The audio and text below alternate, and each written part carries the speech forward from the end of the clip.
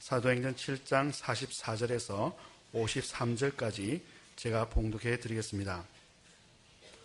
광야에서 우리 조상들에게 증거의 장막이 있었으니 이것은 모세에게 말씀하신 이가 명하사 그가 본 그 양식대로 만들게 하신 것이라. 우리 조상들이 그것을 받아 하나님이 그들 앞에서 쫓아내신 이방인의 땅을 점령할 때에 여호수아와 함께 가지고 들어가서 다윗 때까지 이르니라. 다윗이 하나님 앞에서 은혜를 받아 야곱의 집을 위하여 하나님의 처소를 준비하게 하여 달라고 하더니 솔로몬이 그를 위하여 집을 지었느니라. 그러나 지극히 높으신 이는 손으로 지은 곳에 계시지 아니하시나니 선지자가 말한 바 주께서 이르시되 하늘은 나의 보좌요 땅은 나의 발등상이니 너희가 나를 위하여 무슨 집을 짓겠으며 나의 안식할 처소가 어디냐. 이 모든 것이 다 내 손으로 지은 것이 아니냐 함과 같으니라. 목이 곱고 마음과 귀에 할례를 받지 못한 사람들아, 너희도 너희 조상과 같이 항상 성령을 거스르는도다. 너희 조상들이 선지자들 중에 누구를 박해하지 아니하였느냐.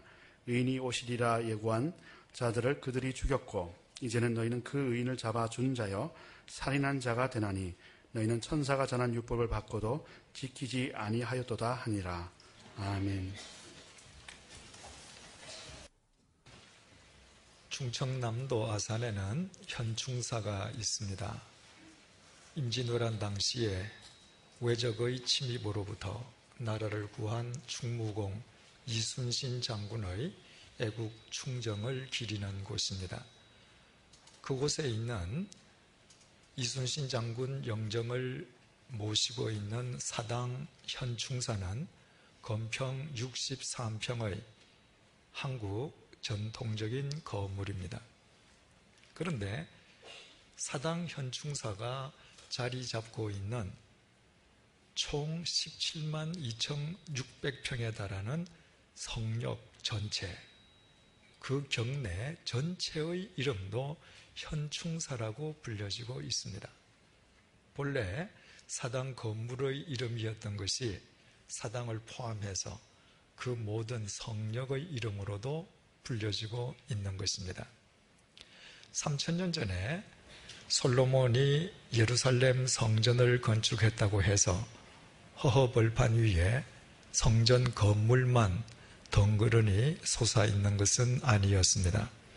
솔로몬은 헬라어로 히에론, 우리말로 번역해서 성전구역이라고 말할 수 있는 성역을 조성하고 그 한가운데에 헬라어로 나오스, 우리말로 성전, 건물이라고 번역할 수 있는 건축물을 세웠습니다. 그런데 세월이 지나면서 사람들은 히에론과 나우스를 구별해서 부르지 않게 되었습니다. 성전 구역을 가리키는 히에론으로 성전 건물을 가리키기도 하고 성전 건물을 일컫는 나우스로 성전 구역 전체를 일컫기도 했습니다. 우리나라 현충사처럼 성전이라는 이름이 성전 건물과 성전 전체 구역을 통칭하는 명칭으로 바뀌어지게 된 것입니다. 이 사실을 알고 나면 예루살렘 성전이라고 하는 것이 우리가 일반적으로 생각하는 것보다 실은 그 규모가 훨씬 더 방대했다는 사실을 알게 됩니다. 무려 18만 3,300명이 7년에 걸친 대역사 끝에 완공했던 예루살렘 성전의 성전 구역은 가로 길이가 300m, 세로 길이가 500m에 달했습니다. 평수로 계산하면 총 4만 5천 평으로 현충사 전체 성역의 4분의 1에 해당하는 면적입니다. 그 한가운데에 세워진 성전 건물은 가로가 120m에 세로가 180m에 달했습니다. 그 건물의 밑바닥을 평수로 계산하면 6,500평으로 현충사에 있는 사당 현충사 건물의 100배보다 더 큰 건물이었습니다.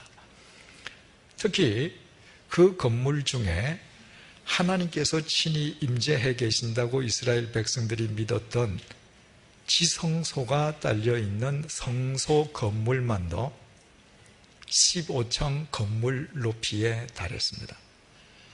살아생전에 예루살렘을 찾아서 그 성전을 자신의 눈으로 직접 목격했던 로마의 역사가 요세푸스는 자기 생애에 예루살렘 성전보다 더 큰 신전을 본 적이 없다고 기술했습니다. 그 정도로 웅대하고 웅장하고 화려한 예루살렘 성전이었다면 누구든지 그 속에 들어가기만 하면 그 규모와 분위기상 신적 거룩함에 압도당하고 말았을 것입니다. 그런데 그 예루살렘 성전이 완공된 이후 400여 년이 흘렀을 때 선지자 예레미야가 그 성전과 관련해서 예레미야 7장 4절을 통하여 충격적인 선언을 했습니다. 너희는 이것이 여호와의 성전이라, 여호와의 성전이라, 여호와의 성전이라 하는 거짓말을 믿지 말라. 예루살렘 성전은 여전히 그 자리에 서 있었습니다. 그리고 사람들은 그 성전을 가리켜 변함없이 여호와의 성전, 하나님의 성전이라고 불렀습니다. 그러나 예레미야 선지자는 저것을 가리켜서 하나님의 성전이라고 말하는 것은 새빨간 거짓말이므로 그 말을 믿지 말라고 선언한 것입니다. 마가복음 13장 1절에서 2절은 예레미야가 그 충격적인 선언을 한 이후 600년이 지나서 이 땅에 오셨던 예수님께서 예루살렘 성전에서 제자와 나누셨던 대화 내용이 기록되어 있습니다. 이스라엘 변방 갈릴리 빈민 출신이었던 제자들이 그 웅대한 예루살렘 성전 안으로 들어갔을 때 그들은 벌어진 입을 다물 수가 없었습니다. 한 제자가 입을 열어서 감탄을 연발하면서 말을 했습니다. 마가복음 13장 1절에서 2절을 표준 새 번역으로 읽어드리겠습니다. 선생님 보십시오. 얼마나 굉장한 돌입니까? 얼마나 굉장한 건물들입니까? 만약 그 집이 하나님의 집이라면 그 집은 하나님의 독생자이신 예수님의 집이기도 합니다. 그러나 예수님께서는 그 제자의 감탄에 전혀 동의하시지 않으셨습니다. 그 대신 지극히 차분한 어조로 말씀하셨습니다. 너는 이 큰 건물들을 보고 있느냐? 여기에 돌 하나도 돌 위에 남지 않고 다 무너질 것이다. 예수님께서는 사람들이 하나님의 성전이라 믿어 의심치 않았던 그 성전에 대해서 조금도 기뻐하시거나 자랑스러워하시지 않으셨습니다. 오히려 그 거대한 성전이 돌 위에 돌 하나도 남지 않을 만큼 철저하게 흔적도 없이 사라져 버릴 것이라고 예고하셨습니다. 예수님께서 부활승천하신 뒤에 스데반은 본문을 통해서 지난 시간에 우리가 살펴본 것처럼 예루살렘 성전과 관련해서 산헤드린 법정에서 유대교 최고 지도자들에게 이렇게 진술했습니다. 본문 48절에서 50절을 보시겠습니다. 그러나 지극히 높으신 이는 손으로 지은 곳에 계시지 아니하시나니 선지자가 말한 바 주께서 이르시되 하늘은 나의 보좌요 땅은 나의 발등상이니 너희가 나를 위하여 무슨 집을 짓겠으며 나의 안식할 처소가 어디냐? 이 모든 것이 다 내 손으로 지은 것이 아니냐 함과 같으니라. 스데반은 선지자 이사야의 말을 인용하면서 하나님은 절대로 인간이 지은 저 웅대한 예루살렘 성전에 갇혀 계시는 분이 아니심을 천명했습니다. 그 웅장한 예루살렘 성전을 하나님과 동일시하고 있는 유대교 최고 지도자들의 그릇된 생각을 정면으로 반박한 것이었습니다. 이때로부터 10여 년이 흘렀을 때 이번에는 사도 바울이 예루살렘 성전과 관련해서 가히 혁명적인 선언을 또 했습니다. 고린도전서 3장 16절에서 17절 말씀입니다. 너희는 너희가 하나님의 성전인 것과 하나님의 성령이 너희 안에 계시는 것을 알지 못하느냐? 누구든지 하나님의 성전을 더럽히면 하나님이 그 사람을 멸하시리라. 하나님의 성전은 거룩하니 너희도 그러하니라. 사도 바울이 이 혁명적인 선언을 할 때에도 예루살렘 성전은 변함없이 그 자리에 건재하고 있었습니다. 그런데 사도 바울은 바로 너희가 하나님을 믿는 우리 자신이 하나님의 영이 거하시는 하나님의 성전이라고 선언했습니다. 여전히 버티고 있는 벽돌과 나무로 지어진 예루살렘 성전이 하나님의 성전이 아니라는 의미였습니다. 그로부터 또 10여 년의 세월이 흘렀습니다. 그리고 예루살렘 성전을 가리켜 돌 위에 돌 하나도 남지 않고 철저하게 없어질 것이라고 예고하셨던 예수님의 말씀이 역사적 사실로 입증되고 말았습니다. 추후 66년부터 이스라엘 전역에서는 로마 제국의 식민 통치에 반발하는 유대인들의 무장 봉기가 일어났습니다. 68년에 네로 황제에 뒤이어서 로마 황제가 된 베스파시아누스는 자기 아들 티투스를 이스라엘로 보내어서 유대인의 반란을 진압케 했습니다. 티투스 장군은 로마 제국의 최정예 군인 2만 4천 명을 인솔하고 유대인 징벌에 나섰습니다. 그는 무려 100만 명에 달하는 유대인들을 학살하면서 유대인 반란을 평정하는 가운데 추후 70년 8월 29일에 예루살렘 성전 구역에 진입해서 예루살렘 성전을 돌 위에 돌 하나도 남기지 않고 철저하게 초토화시켜 버렸습니다. 오늘날 소위 통곡의 벽으로 널리 알려져 있는 그 유명한 돌벽은 예루살렘 성전의 일부가 아닙니다. 그것은 성전 구역을 바치고 있던 아래쪽 서쪽 축대의 일부였습니다. 그런데 티투스 장군이 예루살렘 성전을 철저하게 초토화시키면서 유독 그 서쪽 축대 일부만을 남겨놓았던 것은 후세 사람들에게 이 세상 그 어떤 것이라 할지라도 로마 제국의 힘 앞에서는 반드시 초토화된다는 증거로 보여주기 위함이었던 것으로 알려지고 있습니다.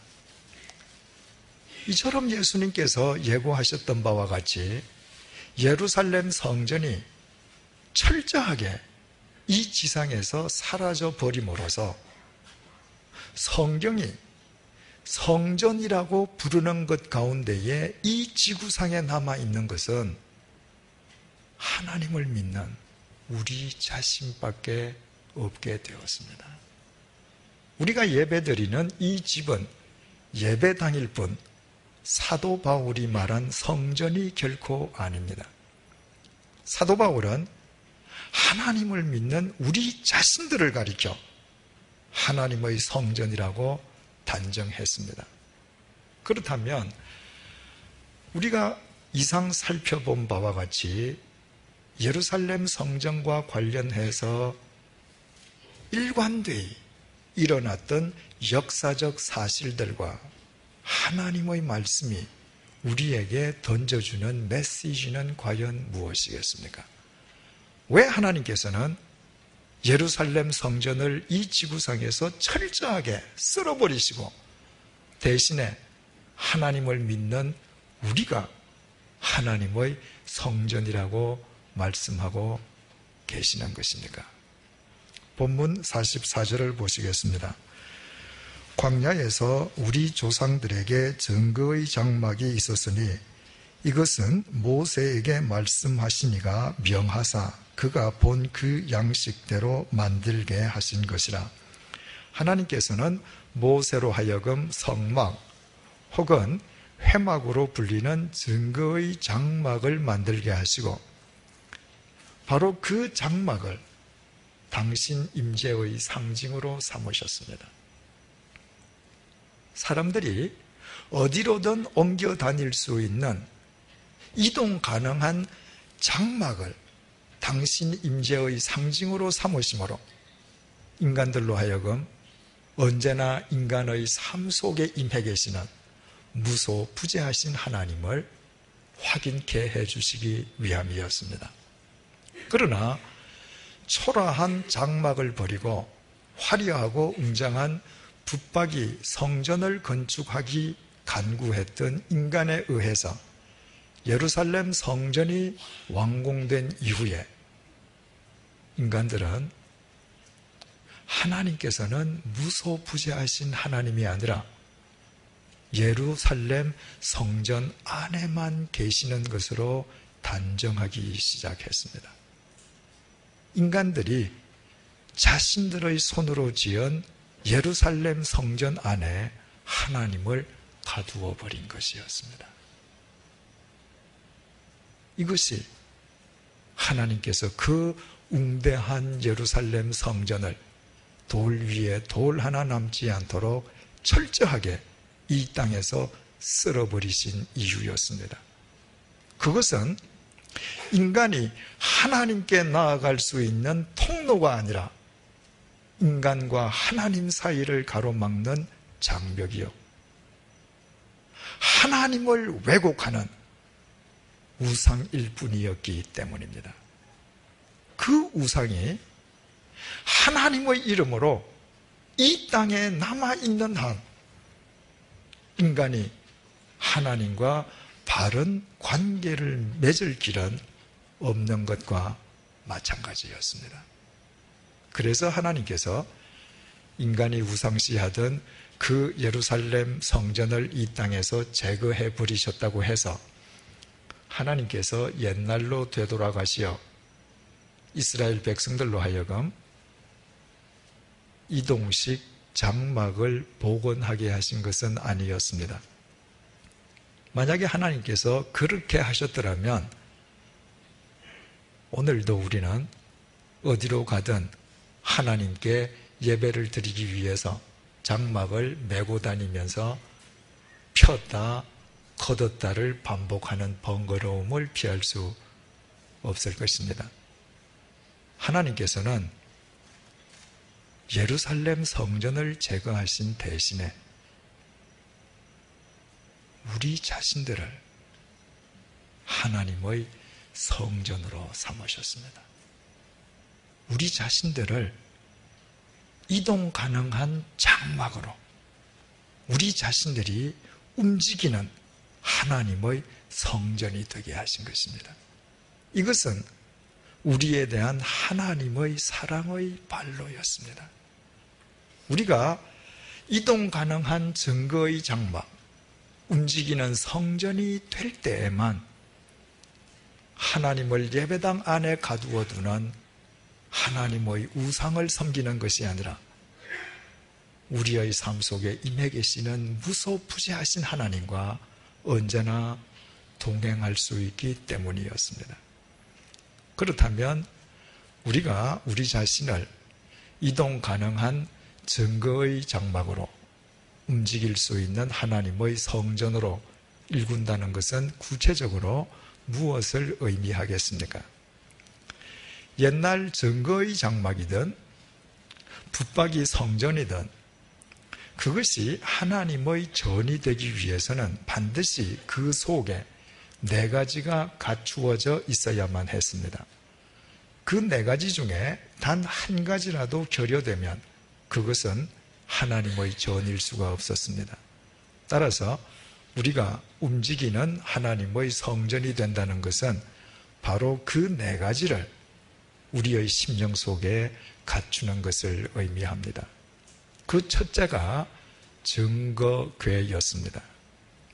하나님께서 모세에게 내려주셨던 십계명이 새겨진 돌판을 하나님께서 주신 증거판이라고 해서 그 판을 넣은 궤를 사람들은 증거궤라고 불렀습니다.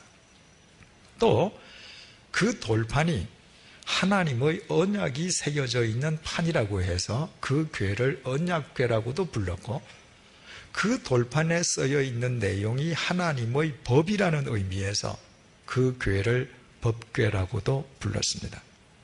한마디로 말해서 증거궤는 하나님의 말씀의 궤였습니다. 우리가 이동 가능한 증거의 장막, 움직이는 성전이 되기 위해서는 무엇보다도 먼저 우리 자신을 하나님의 말씀으로 채우지 않으면 안 됩니다. 부처님의 가르침을 알지 못하는 사람이 불교 신자가 될 수 있는 길은 그 어디에도 없습니다. 마찬가지로 하나님의 말씀으로 먼저 채움 없이 진정한 그리스도인으로 움직이는 성전으로 살아갈 수 있는 길도 없습니다. 하나님은 말씀이십니다. 따라서 그분의 말씀으로 내 심령을 채운다는 것은 바로 그 하나님을 내 심령의 주인으로 모시어드리는 것을 의미합니다. 두 번째는 금촛대였습니다. 증거의 장막이든 붙박이 성전이든 밤낮으로 불이 켜져 있는 금촛대가 놓여 있었습니다. 그것은 세상의 어둠을 밝히는 빛이신 하나님의 상징이었습니다. 오늘날 우리에게 바로 그 금촛대의 의미는 성령님의 빛, 성령님의 조명입니다. 우리 자신이 움직이는 성전으로 살아가기 위해서는 우리의 심령이 반드시 성령님의 빛, 성령님의 조명 속에 거해야만 합니다. 아무리 우리의 심령 속에 하나님의 말씀을 채워 넣는다 할지라도 우리의 심령이 성령님의 조명 속에 있지 아니하면 그 모든 하나님의 말씀은 단순한 지식이나 정보 이상의 의미를 지닐 수가 없습니다. 예수님께서 요한복음 14장 26절을 통해서 말씀과 성령님의 관계를 친히 이렇게 밝혀주셨습니다. 보혜사 곧 아버지께서 내 이름으로 보내실 성령, 그가 너희에게 모든 것을 가르치고 내가 너희에게 말한 모든 것을 생각나게 하시리라. 오직 성령님의 조명 안에서만 하나님의 말씀은 하나님의 말씀으로 내 속에서 살아 역사하십니다. 내가 성령님의 조명 안에 있을 때에만 성령님께서는 필요한 말씀을 나로 하여금 기억하게 하시고 깨닫게 하시고 그 말씀을 통해 내가 나아가야 될 바를 알게 해 주십니다. 그래서 성령의 조명 안에 있는 사람만 하나님의 말씀에 의해 이 세상 속에서 빛으로 살아갈 수 있는 것입니다. 세 번째는 분향단이었습니다. 제사장들은 증거의 장막이든 성전이든 언제나 그 속에서 향을 피워 향연을 하나님께 올려 보내었습니다. 그렇게 해서 인간의 신앙과 마음과 정성이 하나님께 상달된다고 믿었던 것입니다. 오늘날 우리에게 이 분향의 의미가 무엇인지는 요한계시록 5장 8절과 8장 3절 말씀이 밝혀주고 있습니다. 내 생물과 24장로들이 그 어린 양 앞에 엎드려 각각 검은고와 향이 가득한 금 대접을 가졌으니 이 향은 성도들의 기도들이라. 또 다른 천사가 와서 제단 곁에 서서 금 향로를 가지고 많은 향을 받았으니 이는 모든 성도의 기도와 합하여 보좌 앞 금 제단에 드리고자 함이라. 오늘날 분향은 우리가 하나님께 드리는 기도입니다. 우리가 하나님을 향해 드리는 기도가 하나님께 올라가 하나님께서 흠향하시는 향이 되는 것입니다. 그래서 우리의 기도는 영이신 하나님과 우리를 연결해주는 영적 끈이 됩니다. 무엇보다도 우리는 오직 기도를 통해서만 하나님의 영이신 성령님의 조명 속에 거할 수 있습니다. 따라서 우리는 기도를 통해서만 성령님의 빛에 의해 하나님의 말씀을 바르게 이해하고 그 말씀을 쫓아 살아갈 수 있게 되는 것입니다. 마지막으로 진설병이었습니다. 진설병이란 하나님께 바쳐드리기 위해서 증거의 장막이나 성전 안에 있는 진설대 위에 올려놓은 떡을 의미합니다. 하나님께 바친 떡이라고 해서 하나님께서 직접 드신 것은 아니었습니다. 사람인 제사장이 하나님을 대신해서 그 떡을 먹었습니다. 따라서 그 떡은 하나님에 대한 인간의 사랑은 반드시 인간에 대한 사랑으로 확장되어야 한다는 의미였습니다. 예수님께서는 마태복음 25장 40절을 통해서 지극히 작은 자와 하나님을 동일시하셨습니다.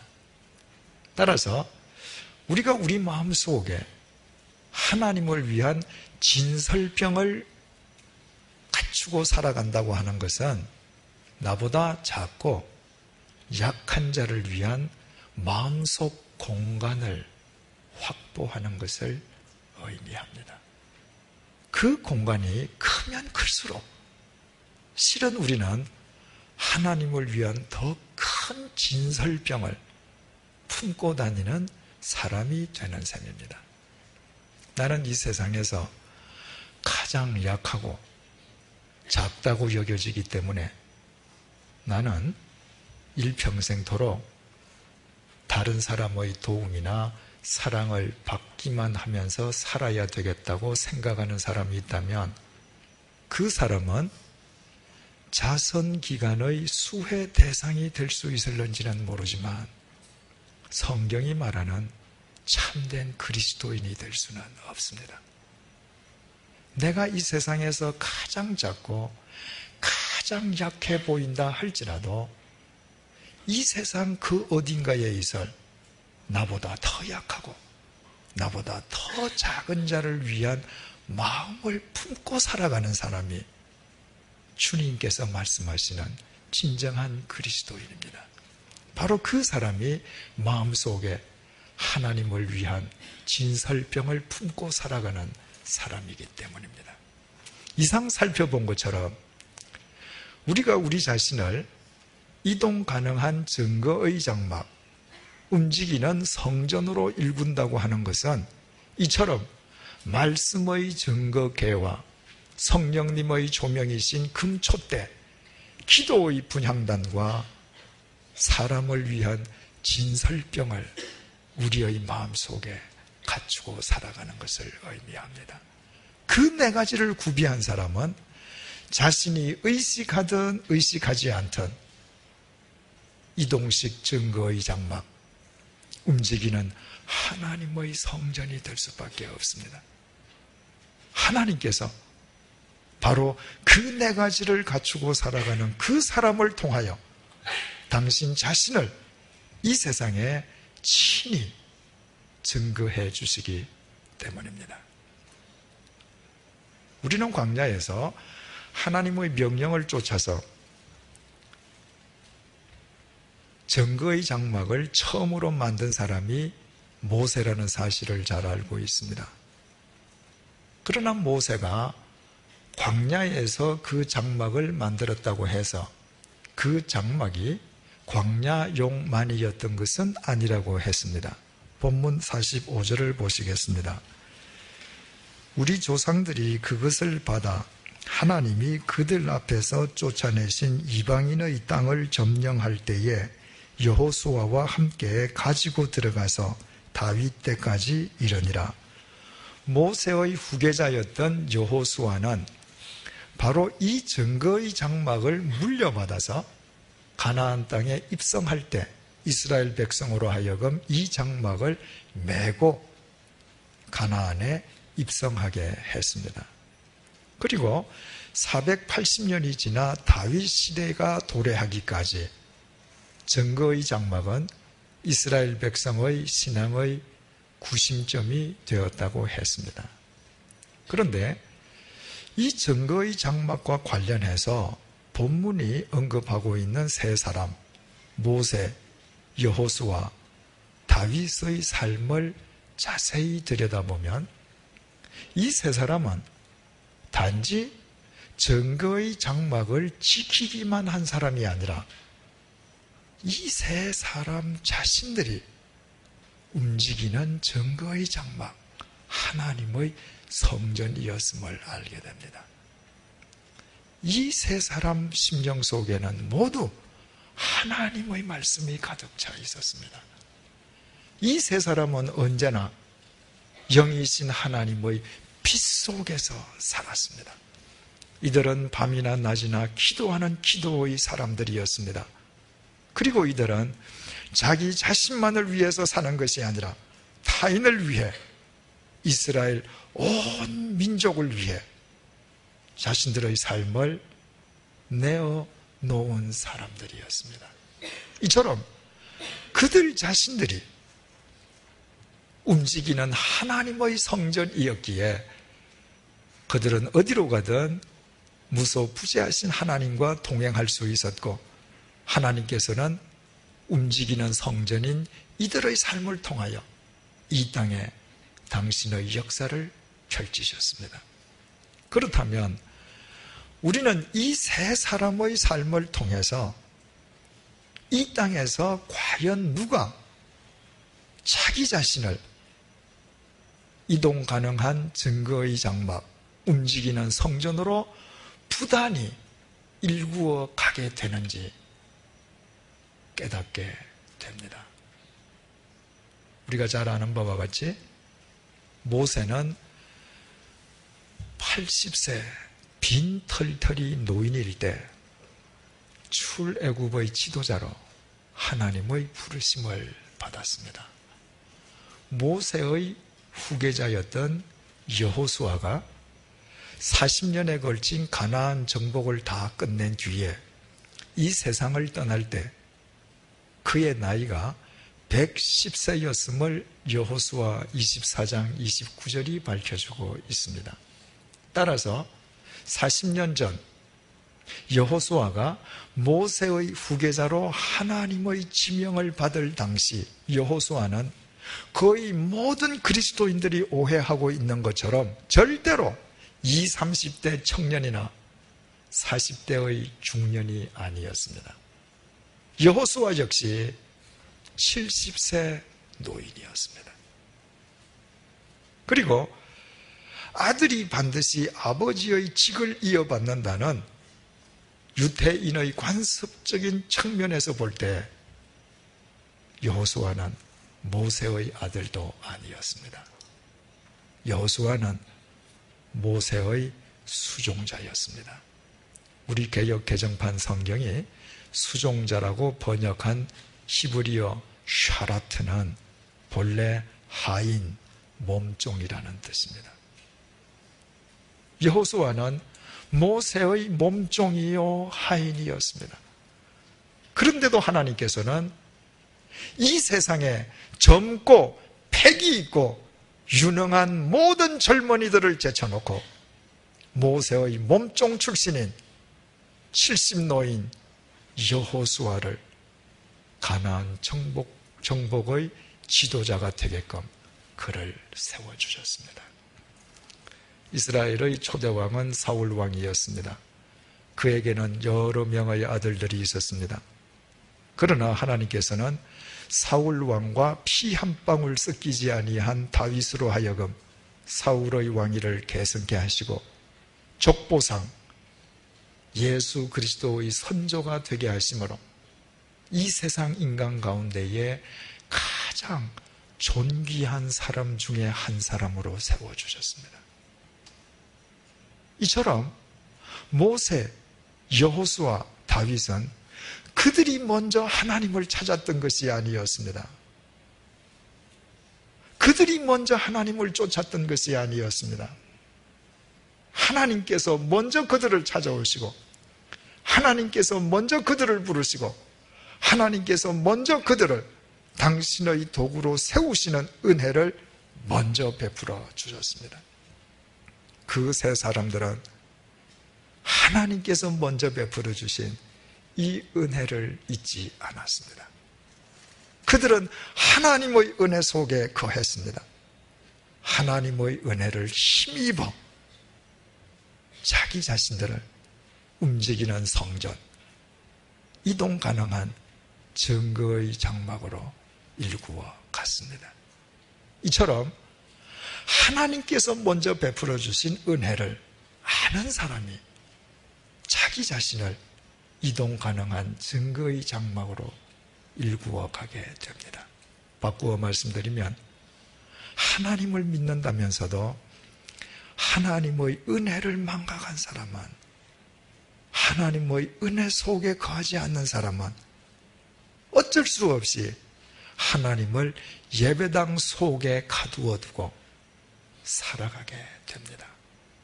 그래야 하나님이 없는 것으로 여겨지는 예배당 밖 세상 속에서 자신이 원하는 대로, 자신이 뜻하는 대로 살아갈 수 있기 때문입니다. 그것의 결국이 물거품처럼 허망하게 끝나버린다는 사실도 자각하지 못한 채 귀한 생명을 날마다 의미 없이 갉아먹는 어리석음을 범하는 것입니다. 우리 자신들을 되돌아보십시다. 우리가 먼저 하나님을 찾았습니까? 우리가 먼저 하나님을 쫓았습니까? 우리가 먼저 하나님을 알고 하나님의 은혜를 간구했습니까? 아니었습니다. 하나님께서 먼저 우리를 찾아와 주시고 우리를 불러주시고 예수 그리스도의 보혈 속에서 먼저 우리 죄를 용서해 주시고 하나님께서 먼저 우리를 당신의 자녀로 세워주셨습니다. 이 면에서 우리는 모세와 여호수아 그리고 다윗과 전혀 구별되지 않습니다. 그러나 하나님의 이 은혜를 먼저 받고서도 우리 자신을 움직이는 성전으로 일구지 않는다는 데에 모세와 여호수아 그리고 다윗과 우리의 차이가 있습니다. 사랑하는 교우 여러분, 더 이상 한정되어 있는 우리의 생명을 허망하게 갉아먹는 어리석음을 범하지 마십시다. 우리 모두 우리 자신을 이동 가능한 증거의 장막으로 움직이는 성전으로 일구십시다. 우리의 심령을 하나님의 말씀으로 채우십시다. 날마다 성령님의 빛 속에 거하십시다. 그것이 가능할 수 있도록 기도하는 기도의 사람이 되십시다. 그리고 우리 속에 증거궤와 금촛대와 분향단이 구비되어 있음을 입증할 수 있도록 우리 속에 타인을 위한, 이 민족을 위한 진설병을 준비하십시다.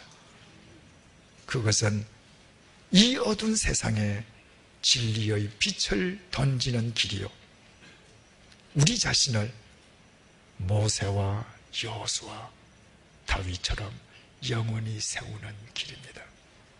그래서 우리의 코끝에 호흡이 있는 동안 우리 자신을 움직이는 성전으로 일구는 것보다 우리 자신을 더 존귀케 하는 길은 이 세상에 없습니다. 기도하시겠습니다. 주님, 나를 증거의 장막으로 일구어 주시기 위해 이 넓고 넓은 세상 속에서 이 시간 이곳 양화진에 있게 하심을 감사합니다. 움직이는 성전으로 나를 회복시켜 주시기 위해 1년 9개월 전에 이곳에 100주년 기념교회를 세워주셨음을 감사합니다. 내가 하나님을 알기도 전에, 하나님을 알려고 하기도 전에 나를 위하여 이곳에 묻힌 선교사님들을 이 땅에 보내주시고 오묘하신 하나님의 섭리에 따라 나를 하나님의 자녀로 지명하여 불러주셨음을 감사합니다.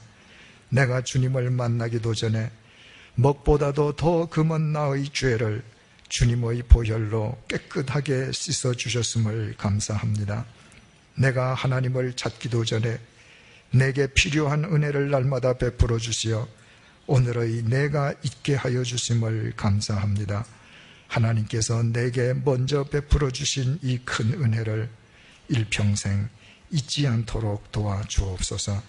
이제부터 하나님의 그 은혜를 힘입어 나의 심령 속에 말씀의 증거궤와 성령님의 조명인 금촛대, 기도의 분향단과 사람을 위한 진설병을 품게 하여 주옵소서. 내가 어떤 모습으로 이 동산을 찾아왔던 이동식 증거의 장막, 움직이는 성전이 되어 돌아가게 도와주옵소서. 그리하여 우리 모두 이 시대를 위한 모세와 여호수아 그리고 다윗으로 쓰임받게 하여 주옵소서. 우리가 우리 자신을 증거의 장막으로 일구는 것보다 우리 자신을 더 귀하게 가꾸는 길이 있을 수 없음을 언제 어디서나 기억하며 살아가게 하여 주옵소서. 예수님의 이름으로 기도드립니다. 아멘.